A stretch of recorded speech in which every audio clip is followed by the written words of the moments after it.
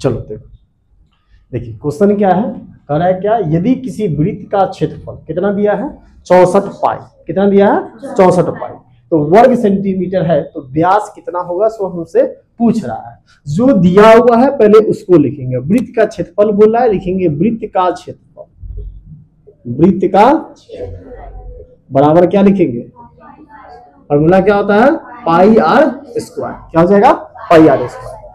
क्षेत्रफल कितना दिया है हमको 64 पाई, लिख दीजिए यहाँ पर 64 पाई बराबर, यहाँ क्या है पाई आर स्क्वायर लिख दिए। अब देखेंगे क्या हमको क्षेत्रफल दिया था 64 पाई, तो हम भी यहाँ क्या लिखे 64 पाई, फॉर्मूला था पाई आर स्क्वायर, तो लिख दिए पाई आर स्क्वायर। इधर पाई गुना में था, इधर आ जाएगा तो कैसे हो जाएगा भाग, बराबर में क्या लिखेंगे आर स्क्वायर, पाई से पाई कट जाएगा, बचेगा कितना 64, इधर स्क्वायर था तो बराबर की इधर आएगा तो क्या बचेगा रूट, 64 किसका स्क्वायर होता है 8 का, तो यहां हो जाएगा 8 सेंटीमीटर हमारा क्या हो जाएगा त्रिज्या हो जाएगा, क्या हो जाएगा त्रिज्या। आर को ही हम लोग क्या बोलते हैं त्रिज्या, जिसको अंग्रेजी में रेडियस कहते हैं, इंग्लिश में इसको रेडियस करेंगे, हिंदी में इसको त्रिज्या कर देते हैं। आर बराबर कितना आ गया 8 सेंटीमीटर। लेकिन हमको क्या निकालना है व्यास, मतलब डायमीटर, व्यास को हम लोग डी से रिप्रेजेंट करते थे, व्यास बराबर मतलब डी मतलब डायमीटर, तो व्यास बराबर फॉर्मूला क्या होता है 2 गुने त्रिज्या, क्या होता है 2 गुने त्रिज्या, तो 2 गुने त्रिज्या की जगह कितना लिखेंगे 8 सेंटीमीटर, तो 8 गुना कितना हो जाएगा 16 सेंटीमीटर। ये हमारा क्वेश्चन आ जाएगा, ऑब्जेक्टिव तरह का प्रश्न आएगा कि सीधा पूछेगा कि वृत्त का क्षेत्रफल दिया हुआ है 64 पाई वर्ग सेंटीमीटर, आप इसका व्यास निकालिए, आपको कुछ नहीं करना है, क्षेत्रफल का क्षेत्रफल लिखेंगे, फॉर्मूला लिखेंगे, पाई से पाई डायरेक्ट कटेगा, काट सकते हैं, इधर स्क्वायर था बराबर इधर जाएगा रूट हो जाएगा, यहां से इसका रूट निकाल लेंगे, जितना आएगा व्यास बराबर फॉर्मूला क्या होता है 2 गुने त्रिज्या। अब यहां पर क्वेश्चन ये भी पूछ सकता था कि इसका परिधि क्या होगा, तो परिधि निकाल सकते हैं, परिधि बराबर फॉर्मूला क्या होता है 2 पाई आर, क्या होता है परिधि बराबर फॉर्मूला 2 पाई आर, तो 2 पाई आर करके निकाल देते हैं। आर हमको पता हो गया, जब तक हमको आर पता नहीं होगा नहीं हम व्यास निकाल सकते, नहीं हम परिधि निकाल सकते, निकाल सकते हैं नहीं निकाल सकते, सबसे पहले हमको आर का मान चाहिए था, तो वही आर निकालने के लिए सबसे पहले क्या करेंगे हम व्यास निकालेंगे। बात समझ में आया, चलिए इसको उतारिए। क्वेश्चन क्या है, कह रहा है क्या यदि एक वृत्ताकार मैदान की परिधि 8 पाई दिया हुआ है, क्या दिया हुआ है परिधि, तो फॉर्मूला किसका लगाएंगे हम लोग परिधि का, फॉर्मूला किसका लगाएंगे परिधि का, तो परिधि बराबर फॉर्मूला क्या होता है, परिधि बराबर फॉर्मूला 2 पाई आर, वृत्त का परिधि क्या होता है 2 पाई आर, लिख देंगे 2 पाई आर।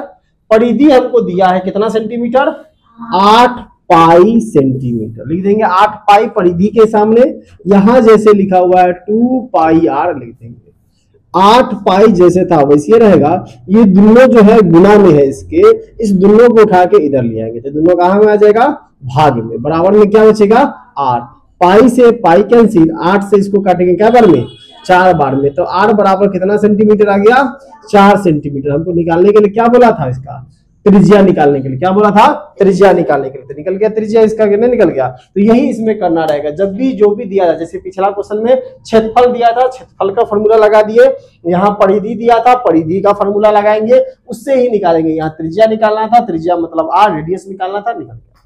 बात समझ में आया, जल्दी से इसको छापिए, नहीं टिपाया था।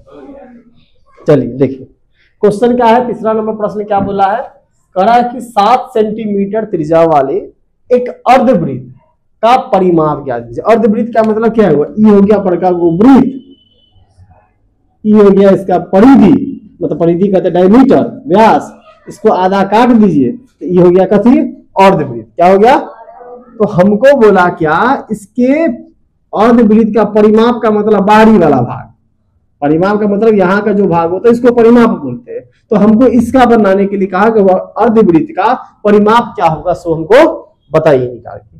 तो हमको दिया क्या है 7 सेंटीमीटर त्रिज्या, त्रिज्या मतलब क्या होता है आर, त्रिज्या मतलब आर दे दिया हुआ है 7 सेंटीमीटर। निकालना क्या है हमको परिमाप, तो परिमाप बराबर फॉर्मूला लगाएंगे, तो परिमाप बराबर फॉर्मूला क्या होता है आर इंटू पाई प्लस, क्या होता है formula r into pi plus अब यहाँ पर आंसर जो है आपको देखिएगा, आर का वैल्यू 7 है तो 7 लिखेंगे। पाई का वैल्यू जो होता है कितना होता है 22/7। कितना होता है 22/7। अब प्लस यहाँ से 2 क्या लगा देंगे 1। कितना लगा देंगे 2/1। अब यहाँ 7 जैसे था वैसे 7 रहेगा। 7 1 का एलसीएम कितना होगा 7। 7 1 का एलसीएम 7। 7 के पारा में 7 एक बार में, 1 में 22 से गुना करेंगे तो 7 आएगा, आगे 22 आएगा। 1 के पारा में 7 कै बार में आता है 7 बार में। कितना बार में आएगा 7 बार में। 7 में 2 से गुना करेंगे तो 14 कि 9 14। दोनों को जोड़ेंगे कितना होगा 4 2 8, 4 2 2 1। अब बटा में अब ब्रैकेट हटा तो गुना। 7 से 7 कैंसिल। कितना आया 36 सेंटीमीटर। कितना आ गया 36 सेंटीमीटर। जति में दिया रहेगा वही चीज यहाँ पर लिखेंगे। सेंटीमीटर में दिया रहेगा तो सेंटीमीटर में, त्रिज्या का व्यास निकालना होगा तो यो सेंटीमीटर में, परिधि निकालना होगा तो यो सेंटीमीटर में, लेकिन क्षेत्रफल निकालना होगा तो सेंटीमीटर स्क्वायर कर देंगे। क्या कर देंगे सेंटीमीटर का स्क्वायर कर देंगे। चलिए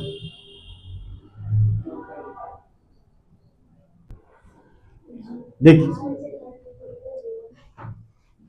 36 सेंटीमीटर परिमाप वाले एक अर्धवृत्त कोण मापक का व्यास होगी, मतलब व्यास आपको यहां से निकालना है अर्धवृत्त का। तो ये परिमाप दिया है अर्धवृत्त का, तो लिख दीजिए यहां पे अर्धवृत्तीय परिमाप। अर्धवृत्त का परिमाप लिख दीजिए, अर्धवृत्तीय परिमाप क्या होगा formula r into pi plus 2। यहां पर दिया है कितना 36, लिख दीजिए 36। r जैसे था वैसे पाई का वैल्यू कितना होता है 22/7 प्लस 2/1। 36 जैसे था वैसे लिखिए r। 7 1 का एलसीएम 7, यहाँ 22 है, यहाँ 7 दूना r इंटू दोनों को जोड़ दीजिए 6 3 36 बटा, अब इधर गुना में है इन्हें जाएगा तो इस 7 भाग में है इन्हें आएगा तो गुना में, गुना में है इन्हें आएगा तो क्या निकल गया 2 गुने क्या हुआ कोई बात नहीं 2 गुने त्रिज्या। तो त्रिज्या कितना दिया हुआ है 7, 7 दूना 14 सेंटीमीटर। क्या हुआ